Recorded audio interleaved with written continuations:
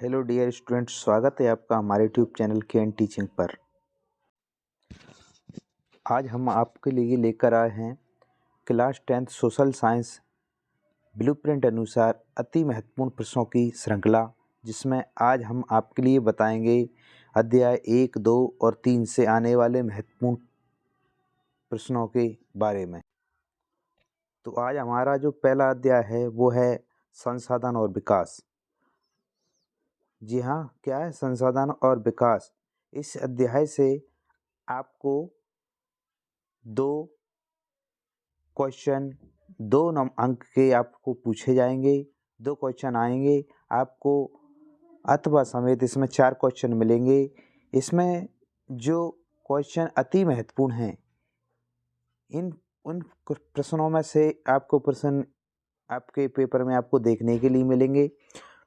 इसलिए बने रहिए हमारे साथ और लास्ट तक आप वीडियो को देखेंगे तो आपको सभी अच्छे से समझ में आएगा। तो पहले जान लेते हैं कि संसाधन होता क्या है। अगर आप इसको समझ गए तो आप इसको अच्छे तरह से इसका उत्तर लिख सकते हो। तो संसाधन वह वस्तु होती है जो हमारे पर्यावरण में, प्रत्येक वस्तु जो हमारे पर्यावरण में उपलब्ध होती है और उससे हमारी सभी आवश्यकताओं की पूर्ति होती है, उसको हम संसाधन कह सकते हैं। और जिसको बनाने में एक प्रौद्योगिकी का हाथ होता है। अगर सरल शब्दों में कहेंगे कि वातावरण में उपलब्ध या पर्यावरण में उपलब्ध प्रत्येक वस्तु जो हमारी आवश्यकताओं की पूर्ति करती है, वो क्या है? संसाधन है।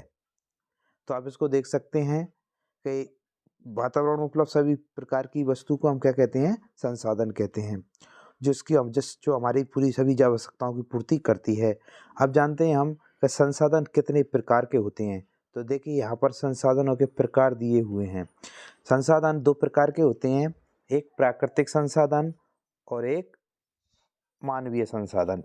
तो जो प्राकृतिक संसाधन, जैसा आप उसका नाम से आप समझ गए होंगे कि प्रकृति से प्राप्त होने वाले, जो हमको, जिसमें किसी मानव का किसी प्रकार का कोई हाथ नहीं होता है, जो हमको डायरेक्ट प्रकृति से प्राप्त होते हैं, उनको प्राकृतिक संसाधन कहा जाता है। तो प्राकृतिक संसाधन भी यहाँ पर 2 प्रकार के होते हैं। देखिए, एक तो नवीकरण योग्य संसाधन और एक अनवीकरण योग्य संसाधन। तो प्राकृतिक संसाधन भी 2 प्रकार के होते हैं, एक नवीकरण योग्य संसाधन और एक अनवीकरण योग्य संसाधन। तो जो नवीकरण योग्य संसाधन है वो भी फिर 2 प्रकार के होते हैं, एक सतत अथवा प्रवाह, जैसे पवन और जल, यानी जो सतत लगातार जारी है, जो लगातार हमको मिल रहा है। जैसे पवन हमेशा हमको प्राप्त होती रहेगी, हमको मिल रही है, पानी भी लगातार हमको प्राप्त होता रहेगा और बह रहा है, ये हमको लगातार मिलने वाला संसाधन है। इसी में एक और आ जाएगा आपका जैव संसाधन।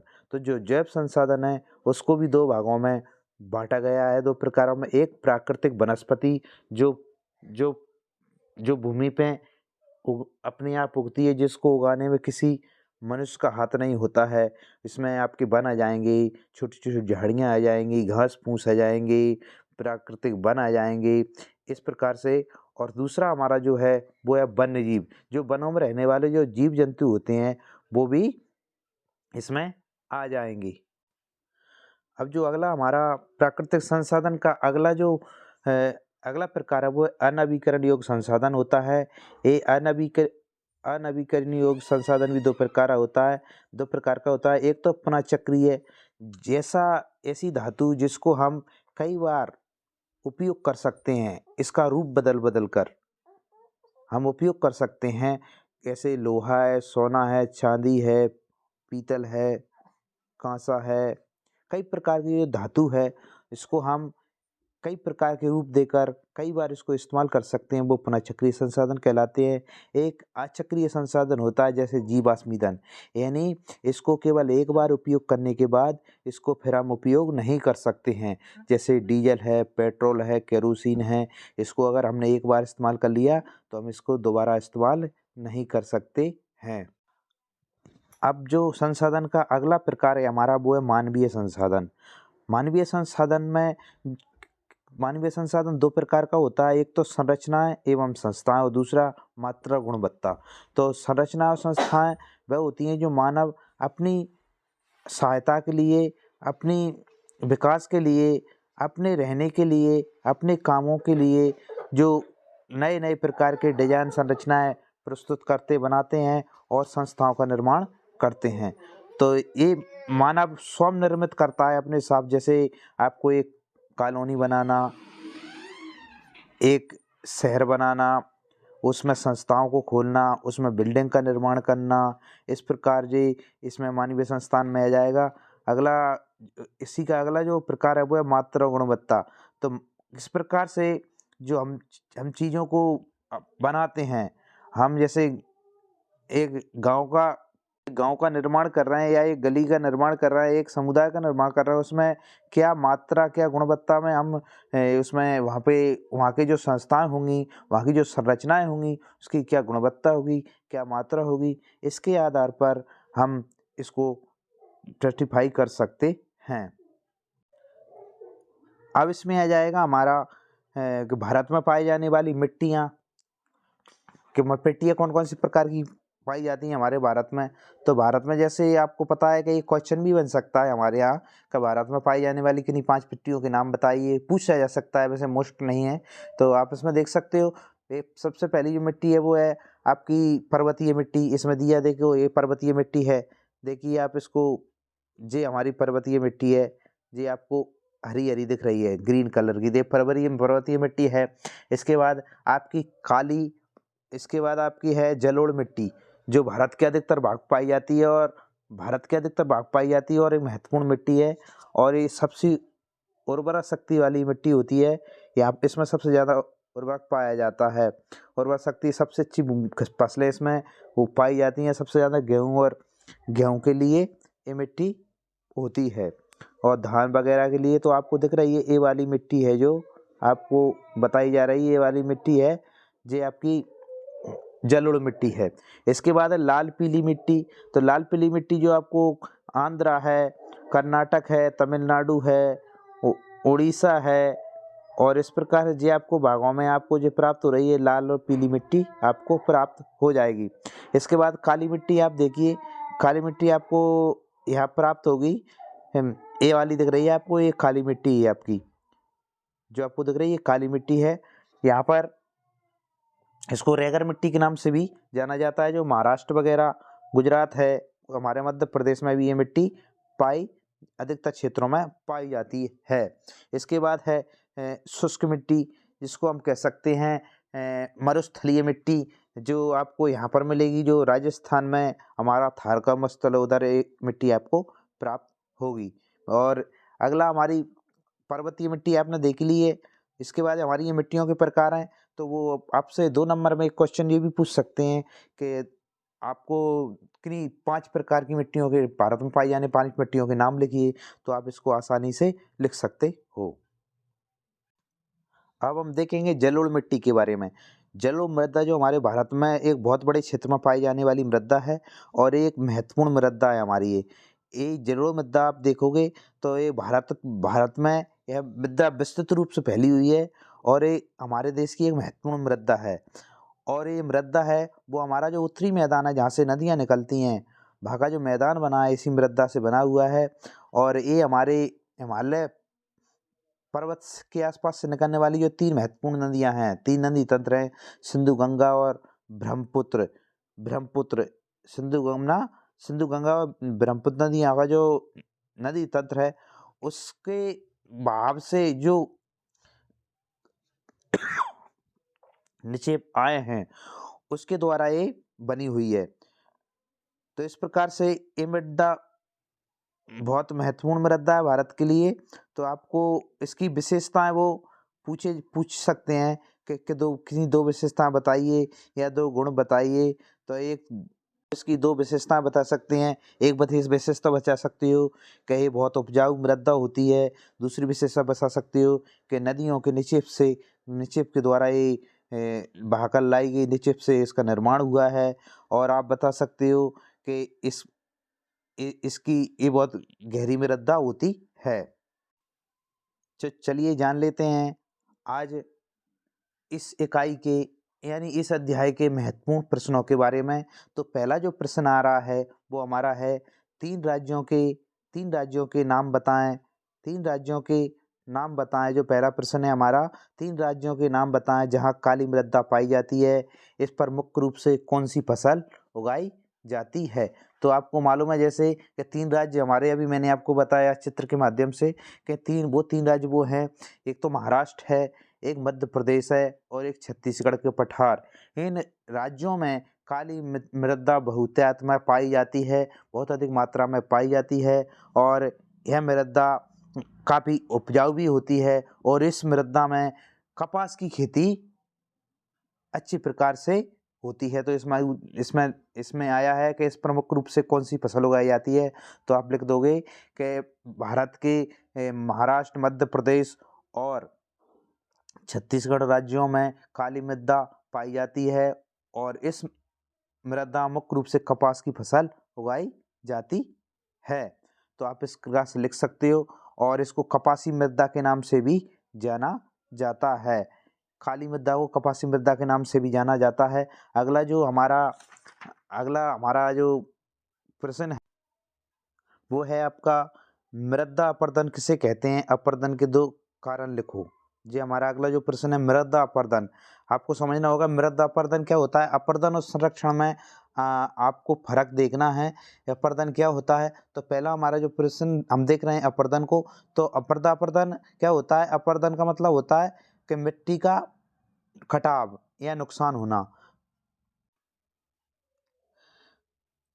तो इसका हम ऐसा लिख सकते हैं कि वायु और जल द्वारा मिट्टी का एक स्थान से दूसरे स्थान पर हटना मृदा अपरदन कहलाता है। या दूसरे शब्दों में ये भी कह सकते हैं कि मिट्टी के कटाव और उसके भाप की प्रक्रिया को हम मृदा अपरदन कहा जाता है। अगला जो प्रश्न है हमारा वो है हमारा, संसाधन से आप क्या समझते हैं। संसाधन से आप क्या समझते हैं। तो उसमें हम लिख सकते हैं इसका प्रश्न हम बता सकते हैं कि पर्यावरण में उपलब्ध वह सभी वस्तु जो मानव की आवश्यकताओं को पूरी करती है वो संसाधन कहलाती है। जिसको बनाने में प्रौद्योगिकी का भी हाथ होता है, प्रौद्योगिकी उपलब्ध होती है, तो इसको हम बता सकते हैं। जिसका में आपने संसाधन, मैंने अभी आपको चित्र के माध्यम से समझाया था, तो उसमें मैंने बता दिया था कि संसाधन पर्यावरण और वातावरण में प्रत्येक वस्तु जो मानव के लिए उपयोगी होती है वो संसाधन होती है, जिसको बनाने में प्रौद्योगिकी का हाथ होता है। अगला जो प्रश्न हमारा है, मृदा संरक्षण से आप क्या समझते हैं। संरक्षण के दो उपाय बताओ। ये हमारा प्रश्न है अगला, इसको देखते हैं। तो संरक्षण क्या होता है। संरक्षण मीन्स होता है सुरक्षा करना। तो मृदा का जो अपरदन हो रहा था, कटाव हो रहा था, बहाव हो रहा था, जिससे हमारी मृदा को नुकसान हो रहा था, इसको रोककर यानी मृदा के अपरदन को रोककर उसके जो मूल कण हैं यानी जो मेन उर्वरा शक्ति है ऊपर वाली, जो पानी के साथ या हवा के साथ बहाकर चली जाती है एक जगह से दूसरी जगह, उसको रोककर बनाए रखने को ही हम क्या कहते हैं, मृदा संरक्षण कहते हैं। अगला जो हमारा क्वेश्चन है वो है, उत्पत्ति और स्वामित्व के आधार पर संसाधनों का वर्गीकरण। उत्पत्ति और स्वामित्व के आधार पर संसाधनों का वर्गीकरण। तो उत्पत्ति के आधार पर हमारा संसाधन दो प्रकार के होते हैं, जैव संसाधन और अजैव संसाधन। और स्वामित्व के आधार पर हमारे संसाधन चार प्रकार के होते हैं, एक तो व्यक्तिगत संसाधन और एक सामुदायिक संसाधन और एक राष्ट्रीय संसाधन और चौथा है अंतर्राष्ट्रीय संसाधन। तो ये हमारे एक प्रकार के हो गए यार। आप इतना ही वो पूछा जाएगा, अगर वो पूछेगा तो इतना आप लिख दोगे, इनके प्रकार लिख दोगे तो आपको 2 नंबर आराम से प्राप्त हो जाएंगे। और अगला जो हमारा अगला जो क्वेश्चन है, जो महत्वपूर्ण प्रश्न है वो है हमारा, सकल कृषि क्षेत्र कौन सा कहलाता है। ये वाला क्वेश्चन है हमारा, सकल कृषि क्षेत्र कौन सा कहलाता है। तो इसको हम देखते हैं। तो सकल कृषि क्षेत्र वह क्षेत्र होता है कि एक कृषि वर्ष में एक ही जगह पर, एक ही भूमि पर एक बार से अधिक अगर कोई भी फसल लेते हैं, एक कृषि वर्ष में एक बार से अधिक हम कोई फसल अगर उस क्षेत्र पर बोते हैं, तो उस क्षेत्र में जो ज़्यादा फसल बोया जाता है उसको हम जोड़ देते हैं, तो उसको वह सकल कृषि क्षेत्र कहलाता है। अगला जो हमारा प्रश्न है, बांगर मिट्टी और खादर मिट्टी में अंतर। ये भी आपको 2 अंतर पूछे जा सकते हैं और 2 आपको केवल इसमें 2-2 पॉइंट आपको लिखना है। तो पहला हमारा जो बांगर मिट्टी और खादर मिट्टी है, तो उसमें क्या करेंगे, चाहे बांगर भूमि या खादर भूमि आ जाए, आपको इसमें कन्फ्यूज नहीं होना है। तो पहला हमारा है बांगर, तो है उत्तरी मैदान की उच्च भूमि है जो प्राचीन चोपों से बनी है। जो बांगर भूमि है वो उत्तरी मैदान की उच्च भूमि है जो प्राचीन निक्षेपों से बनी है, जो नदी द्वारा बहाकर लाए गए उन निक्षेपों से निर्माण हुई है और इसमें कंकड़ भी पाए जाते हैं। ये बांगर मिट्टी की बात हुई। खादर वाली है, यह प्राचीन निक्षेपों से निर्मित उत्तरी मैदान की निचली भूमि है। जो बांगर थी वो उच्च भूमि थी, ये निचली भूमि है और उत्तरी मैदान की है, उत्तरी भारत की है ये। तो इसमें क्या है, यह खाप मिट्टी है और इसमें कंकड़ नहीं पाए जाते हैं, तो इसको हमको ध्यान देना पड़ेगा। ये हमारा हो गया बांगर और खादर भूमि में अंतर, ये भी हमारा एक महत्वपूर्ण क्वेश्चन है। अगला हमारा जो महत्वपूर्ण प्रश्न है वो है संसाधनों के अनादुन दुरुपयोग से उत्पन्न होने वाली कोई 2 समस्याएं। ये हमारे जो संसाधन हैं, जो मनुष्यों के उपयोगी हैं, उसको हम अधिक से अधिक अब अनाधुंध अगर उपयोग करेंगे तो भविष्य में आने के लिए हमको बहुत समस्याएं उत्पन्न होंगी। तो वो क्या क्या समस्याएं होंगी, आपको इन वहाँ पर 2 समस्याओं को लिखना है। अगला क्वेश्चन है हमारा जलोढ़ मृदा की कोई 2 विशेषताएं लिखिए। तो जलोढ़ मृदा जो हमारी होती है, जो महत्वपूर्ण मृदा है भारत की, उसके बारे में आपको होना चाहिए कि इस जलोढ़ मृदा में रेत सिल्क और मृदा मिली हुई मिट्टी होती है। ये बहुत उपजाऊ मिट्टी होती है। इसमें फास्फोरस, पोटास और चूने युक्त वाली मिट्टी होती है और इसमें उर्वरक शक्ति अधिक होती है। इस प्रकार से आपको 2 विशेषताएं इसमें लिख देनी है। अगला है हमारा राष्ट्रीय संसाधन किसे कहते हैं।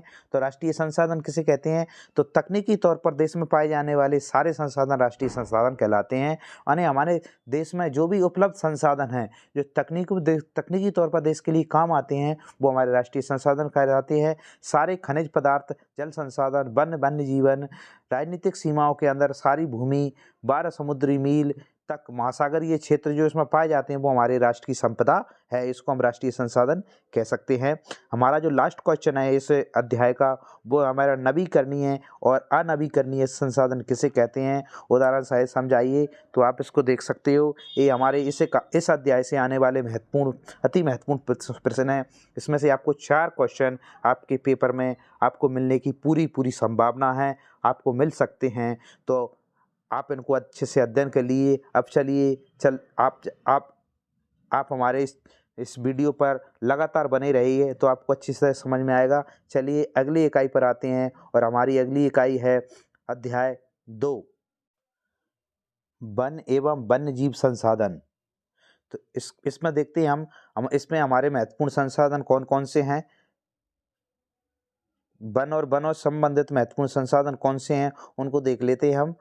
तो देखिए हमारे वन्य जीव संसाधन जो दिए आपको के अलग अलग प्रजाति दी है। इसमें का मणिपुर में संघाई पाई जाती है, अरुणाचल प्रदेश में मिथुन पाई जाती है, अंडमान में टील पाई जाती है, हिमाचल में डालफिन मछली पाई जाती है, कश्मीर में नीली भेड़ पाई जाती है, गंगा मैदान में हांगुल पक्षी पाया जाता है, गंगा नदी में गुलाबी सिर वाली बतख पाई जाती है। तो इस प्रकार से हम इसको देख सकते हैं। इसमें भारत के मुख्य पक्षी बिहार भी दिए हैं, इसको हम इनका अध्ययन कर सकते हैं। इसके बाद आप देखिए कुछ दुर्लभ प्रजातियां, कुछ स्थानिक जातियां, कुछ लुप्तप्राय जातियां भी हमारे इसमें लुप्तप्राय होते वन इनकी संख्या घट रही है। इनको हम देख सकते हैं कौन कौन सी प्रजातियां खतरे में हैं, कौन कौन सी संकट प्रजातियों में आती हैं। तो इस प्रकार को हम देख सकते हैं, ये इसमें दिया हुआ है। इसमें चलिए हम चलते हैं, हम देख लेते हैं इस इकाई से आने वाले महत्वपूर्ण प्रश्नों के बारे में। जो अति महत्वपूर्ण प्रश्न है, इस इकाई से आपको एक क्वेश्चन 3 नंबर का आएगा और एक क्वेश्चन आपका 1 नंबर की ऑब्जेक्ट टाइप का आपका क्वेश्चन रहेगा। तो इसमें से इस इकाई में से कुल 4 नंबर के आपको क्वेश्चन आएंगे। तो इसमें जो महत्वपूर्ण प्रश्न हैं, जो परीक्षा की दृष्टि से अति महत्वपूर्ण प्रश्न है, जो आपको परीक्षा में मिल सकते हैं, वो आ सकते हैं, तो इनको हम अध्ययन कर लेते हैं। तो पहला हमारा जो प्रश्न है वो है हमारा वन्य प्राणी संरक्षण क्यों आवश्यक है। संरक्षण कोई 4 उपाय। वनों में पाए जाने वाले जीव जंतु हैं, आज इन पर खतरा उत्पन्न हो गया है। ये आज संकट, कुछ जातियां संकटग्रस्त हो गई हैं, संकट प्राय हो गई हैं। तो उनको हम उसकी सुरक्षा क्यों जरूरी है, इसके बारे में हमको इसमें बताना है। और इसकी सुरक्षा के लिए हमको क्या क्या कर सकते हैं, तो उसके 4 उपाय बताना है। अगला हमारा जो क्वेश्चन है वो है वनों से होने वाले 4 लाभ लिखिए।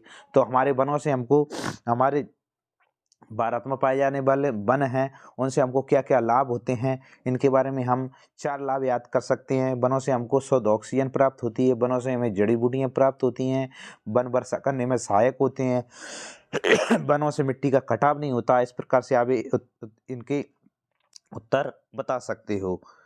अगला देखते हैं हम। अगला क्वेश्चन है हमारा, सरकार के अधिकार क्षेत्र के आधार पर वनों का वर्गीकरण कीजिए। या क्वेश्चन ये भी आ सकता है कि वनों में भारत में कितने प्रकार के वन पाए जाते हैं, उनका वर्गीकरण कीजिए। तो इस प्रकार से हम इनको बता सकते हैं। तो पहला जो हमारा होता है इसमें आ जाता है आरक्षित वन, रक्षित वन, अवर्गीकृत वन। तो 3 प्रकार के वन इसमें पाए जाते हैं। और हमारा सबसे जो महत्वपूर्ण जो क्वेश्चन आ सकता है वो है इस वनों में से आरक्षित वन का। तो इसको आप अच्छी तरह से देखना है और इसको आपको याद करना है, आपको समझना है। और अगर वो तीनों के प्रकार को पूछ ले तो आपको तीनों के बारे में लिखना है। अगला जो क्वेश्चन है इसका महत्वपूर्ण वो है अभयारण्य किसे कहते हैं। अभयारण्य किसे कहते हैं? तो अभयारण्य राष्ट्रीय उद्यानों के समान होते हैं। जो राष्ट्रीय उद्यान होते हैं उनकी समान होते हैं। ये वन प्राणियों को संरक्षित और प्रजातियों को सुरक्षित करने के लिए प्राकृतिक स्थल होते हैं। यहाँ बिना किसी अनुमति के हम शिकार नहीं कर सकते हैं। तो ये हो गया हमारा, ये अभ्यारण्य किसे कहते हैं। लास्ट हमारा इसका जो प्रश्न है महत्वपूर्ण वो है पारिस्थितिक तंत्र किसे कहते हैं। पारिस्थितिक तंत्र क्या है, वन पारिस्थितिक तंत्र की क्या उपयोगिता है, इसके बारे में ये हमारा एक महत्वपूर्ण प्रश्न है। और इसमें आप एक क्वेश्चन आपका इसको घुमाकर भी, वैसे जैव विविधता क्या है, यह मानव जीवन के लिए क्यों महत्वपूर्ण है, इसको भी आप इसी के अंतर्गत लिख सकते हो। तो हमारे 5 क्वेश्चन हैं। इस 5 क्वेश्चनों में से इकाई 2 में से आपके 3 नंबर का जो क्वेश्चन आएगा वो आपको मिल जाएगा। बहुत महत्वपूर्ण क्वेश्चन प्रश्न है ये। इसको आप इनका अच्छे से अध्ययन कर लीजिए और ये आपको इसमें से महत्वपूर्ण मिलने की पूरी आपको क्वेश्चन मिलने की पूरी संभावना है। आपके एग्जाम में ये मिल जाएगा आपको। तो आप अगर इस प्रकार से अगला टॉपिक लेकर अगले क्लास को कुछ महत्वपूर्ण ब्लूप्रिंट के अनुसार अति महत्वपूर्ण प्रश्नों के को लेकर कल फिर हम एक बार फिर एक नया वीडियो लेकर आएंगे। तब तक के लिए आप हमारे साथ आप बने रहिए। अगर ये मेरा वीडियो आपको पसंद आया हो तो आप इसको लाइक करें। अगर आपने चैनल सब्सक्राइब नहीं किया है तो आप चैनल सब्सक्राइब करें और बेल आइकन को दबाना बिल्कुल ना भूलें। तो ये हमारा अब अगला बताने वाले हैं हम। हमारा तीसरा अध्याय वो है जल संसाधन। और इस जल संसाधन में से आपको केवल आपको ऑब्जेक्ट टाइप के क्वेश्चन आपको मिलेंगे। जल संसाधन में से केवल एक क्वेश्चन आपको ऑब्जेक्ट टाइप का क्वेश्चन आपको मिलेगा। तो आप में केवल ऑब्जेक्ट टाइप के क्वेश्चन इसमें आपको पढ़ना है। आपको दिख रहे हैं अति महत्वपूर्ण क्वेश्चन, इनको आप देख सकते हो। इनमें से आपको बहुविकल्पीय प्रश्न भी आ सकता है और रेगिस्तान की पूर्ति, सत्य असत्य, सही जोड़ी या एक शब्द वाक्य में उत्तर, कहीं से भी आपको एक क्वेश्चन आपको देखने को मिल सकता है। तो आप देखते रहिए। तो इस कल के लिए एक नया वीडियो लेकर फिर उपस्थित होंगे। तब तक के लिए आप सभी के लिए बहुत बहुत धन्यवाद। जय हिंद।